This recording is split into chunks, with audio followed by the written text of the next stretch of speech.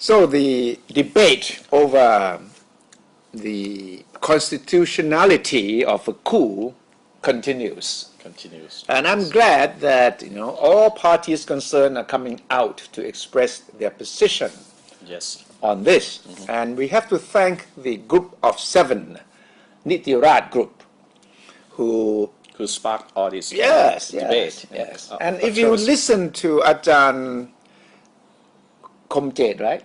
Ajahn Warajet, Pakhirat, he has said that the whole idea behind this is just to get society to debate the issue. It's not that their position is cast in concrete. Right. And he seemed to have this objective met. Yes. The debate is getting hotter and hotter. And the new group of law lecturers, 23 of them. Yes, 23 of them. They call themselves just law lecturers. From various universities. From about 7 universities.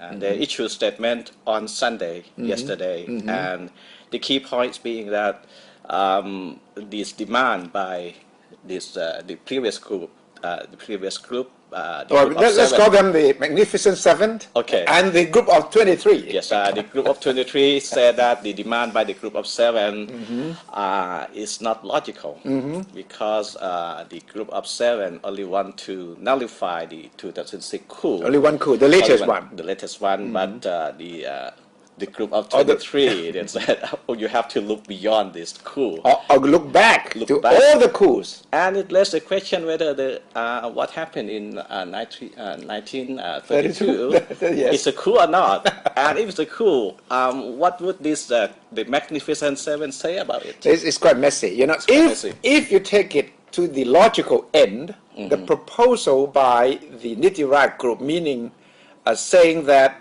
every coup is illegal, then you have to go all the way back to the first coup.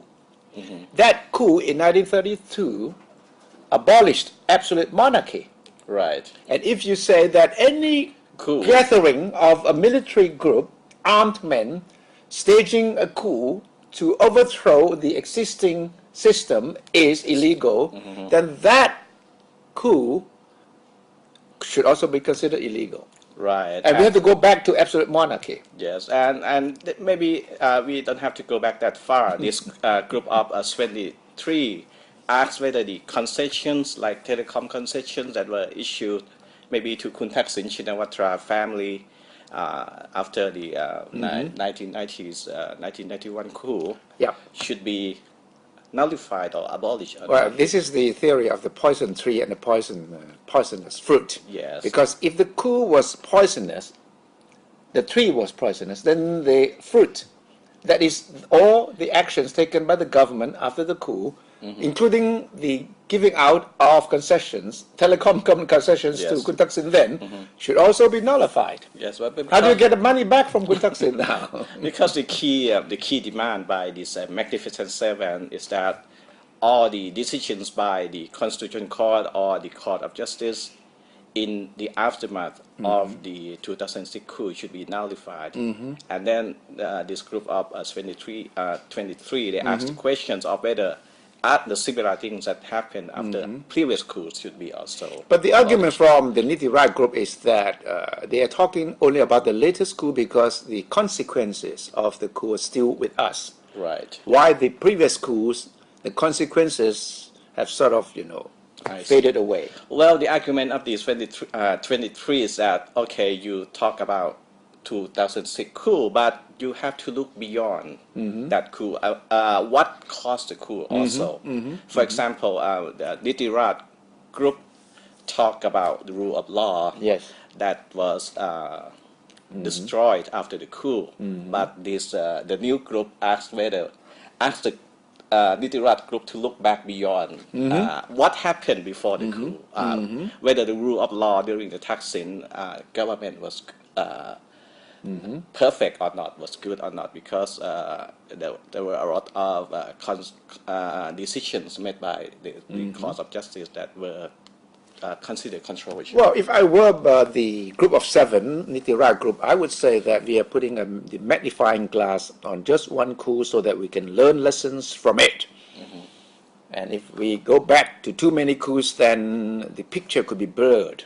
I think this is the argument that, hey, let's look at this carefully, Yes. because we are still suffering from the results of the coup, of the 2006 coup. So let's take a close look and just debate on this particular issue. Do not divert attention to the previous coups. I think that basically would be the position. Now, I see that Kun Anand Panjarachun and Kun Kandit Nanakon also joined the debate yesterday, although indirectly. Indirectly, Kun Anand, for example, he cautioned against having democracy leading to a so-called absolute power. He said that democracy doesn't work like that. Democracy have to take into account minority opinions also. That's what he said that.